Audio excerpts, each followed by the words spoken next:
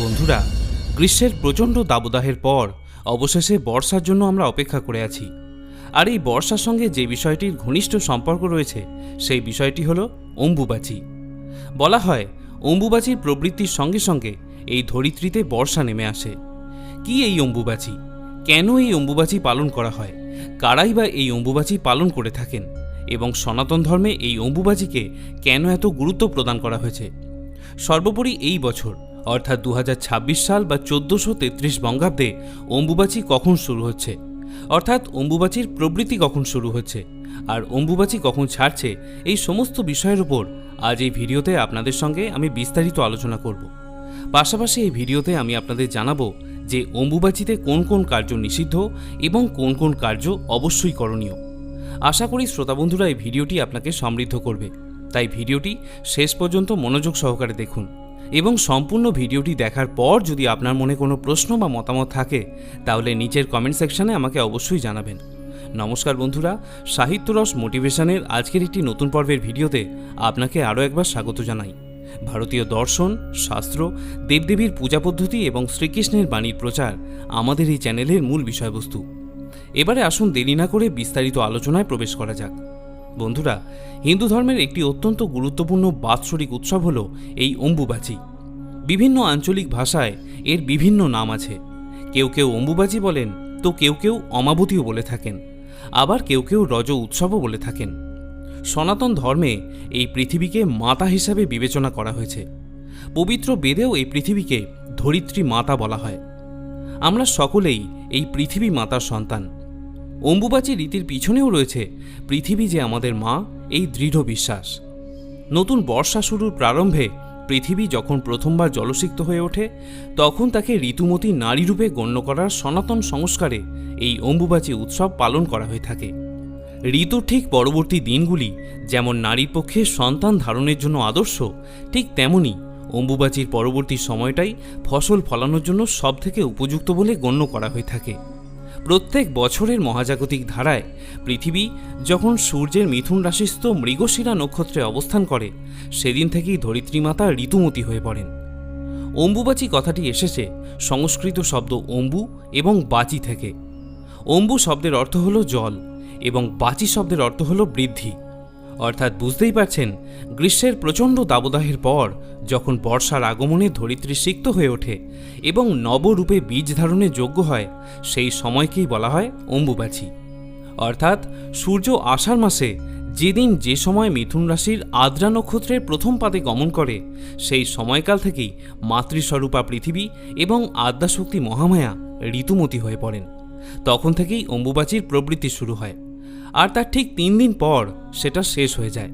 তখন তাকে বলা হয় অম্বুবাচী নিবৃত্তি। এই অম্বুবাচী নিবৃত্তির পরেই কৃষকেরা তাদের জমিতে চাষ করতে শুরু করে। বন্ধুরা, আমরা জানি প্রতিটি মেয়েই ঋতুমতী হয়, বা বলা যায় একজন নারী তারপরই সন্তান ধারণের জন্য সক্ষম হতে পারেন। ঠিক তেমনি প্রত্যেক বছর অম্বুবাচীর এই 3 দিনকে পৃথিবীর ঋতুকাল গণ্য করা হয়। আসলে এই অম্বুবাচী উৎসবের মাধ্যমে পৃথিবীকে নারী হিসাবে মান্যতা দেওয়া হয়ে থাকে। এই সময় আসামের কামাখ্যা মন্দিরে অম্বুবাচীর প্রথা অত্যন্ত গুরুত্ব সহকারে পালন করা হয়ে থাকে। অম্বুবাচীর সময় নীলাচল পর্বতের উপর কামাখ্যা মন্দিরে লক্ষ লক্ষ ভক্ত এবং দর্শনার্থী জমায়েত হন। তবে অম্বুবাচী চলাকালীন সময়ে দেবীর মন্দির বন্ধ করে দেওয়া হয়। অম্বুবাচী নিবৃত্তির পর দেবী দর্শনের সুযোগ আসে। বন্ধুরা, এই বিষয়টি নিশ্চয়ই আপনি জানেন যে শাস্ত্রমতে ঋতুকালে পূজা অর্চনা বা যে কোনো মাঙ্গলিক কার্য করা থেকে বিরত থাকতে বলা হয়। আর এই অম্বুবাচী বা অমাবতীর এই 3 দিন ধরিত্রী মাতাকে রজস্বলা নারী হিসাবে গণ্য করা হয়ে থাকে। তাই এই সময়ে বেশ কিছু নিষেধাজ্ঞা এবং নিয়ম পালনের কথা বলা হয়। সেই সবই আপনাদের বলবো। তবে তার আগে জেনে নেব এই বছর অর্থাৎ 2026 সালে অম্বুবাচীর প্রবৃত্তি এবং নিবৃত্তি কখন হচ্ছে। অম্বুবাচীর প্রবৃত্তি শুরু হবে আগামী 7ই আষাঢ় বা 22শে জুন সোমবার রাত্রি 9:10 থেকে। অর্থাৎ এই বছর দেবীর অম্বুবাচী যাত্রা শুরু হবে রাত্রিবেলা এবং এই অম্বুবাচী নিবৃত্তি হবে আগামী 11ই আষাঢ় বা 26শে জুন শুক্রবার সকাল 9:33। ফলে প্রকৃতিতে বর্ষার পূর্ণ আগমন আষাঢ় মাসের সোমবার দিন অম্বুবাচীর প্রবৃত্তির সঙ্গে সঙ্গেই শুরু হয়ে যাবে। শ্রোতা বন্ধুরা, অম্বুবাচীর এই সময়কাল অত্যন্ত গুরুত্বপূর্ণ বলে বিবেচিত হয়। শাস্ত্রমতে সর্বপ্রকারের মাঙ্গলিক এবং শুভকর্ম যেমন বিবাহ, উপনয়ন, অন্নপ্রাশন, গৃহপ্রবেশ, গৃহ আরম্ভ প্রভৃতি থেকে এই সময় বিরত থাকা উচিত। কৃষি সংক্রান্ত কোনো কাজ কখনোই এই সময় করা উচিত নয়, কারণ পৃথিবীকে ধরিত্রী মাতারূপে সম্বোধন করে শাস্ত্রমতে এই 3 দিন মাটিতে চাষাবাদের কোনো কাজ করা নিষেধ রয়েছে। যেহেতু ঋতুমতী মহিলারাই কেবল সন্তান ধারণ করতে পারেন, তাই মনে করা হয় অম্বুবাচীর পর ধরিত্রীও সেই রূপেই আরও শস্য শ্যামলা হয়ে ওঠেন। এবারে আসুন জেনে নেওয়া যাক যে এই সময় কোন কোন কার্য নিষিদ্ধ এবং কোন কোন কার্য অবশ্য কর্তব্য। আগেই বলা হয়েছে যে অম্বুবাচীর সময় কোনো শুভ কাজ বা মাঙ্গলিক কার্য করা নিষিদ্ধ। এমনকি এই সময় যখন পূজা করবেন তখন কোনো মন্ত্র উচ্চারণ করা চলবে না, কেবল ধূপ এবং প্রদীপ দেখিয়ে প্রণাম করলেই হবে। অম্বুবাচীতে ভূমিকর্ষণ এবং বৃক্ষরোপণ সম্পূর্ণরূপে নিষিদ্ধ, কারণ এই সময় ধরণী ঋতুমতী থাকে। এই সময় গৃহের বা মন্দিরের বিভিন্ন মাতৃদেবীকে যেমন কালী, দুর্গা, জগদ্ধাত্রী, বিপত্তারিণী, মা শীতলা বা মা চণ্ডীর মূর্তি যদি আপনার বাড়িতে থাকে তাহলে তাকে অবশ্যই লাল রঙের কাপড় দিয়ে ঢেকে রাখতে হবে। এমনকি আপনি যদি ঠাকুর ঘরে মঙ্গল ঘটও প্রতিষ্ঠা করে থাকেন তাকেও লাল কাপড় দিয়ে ঢেকে রাখতে হবে। অম্বুবাচী চলাকালীন সময় তুলসী গাছের গোড়াকে মাটি দিয়ে উঁচু করে রাখতে হয়।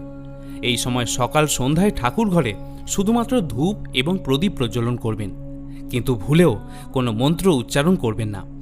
তবে যারা শাক্ত মন্ত্রে দীক্ষিত তারা এই সময় মন্ত্রপাঠ করতে পারবেন। অম্বুবাচীর সময় গুরুর পূজা করা চলবে।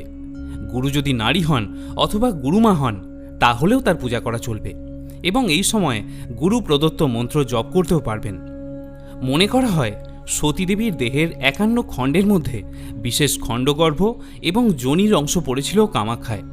তারপর থেকে সতীপীঠের অন্যতম হল অসমের এই কামাখ্যা মন্দির।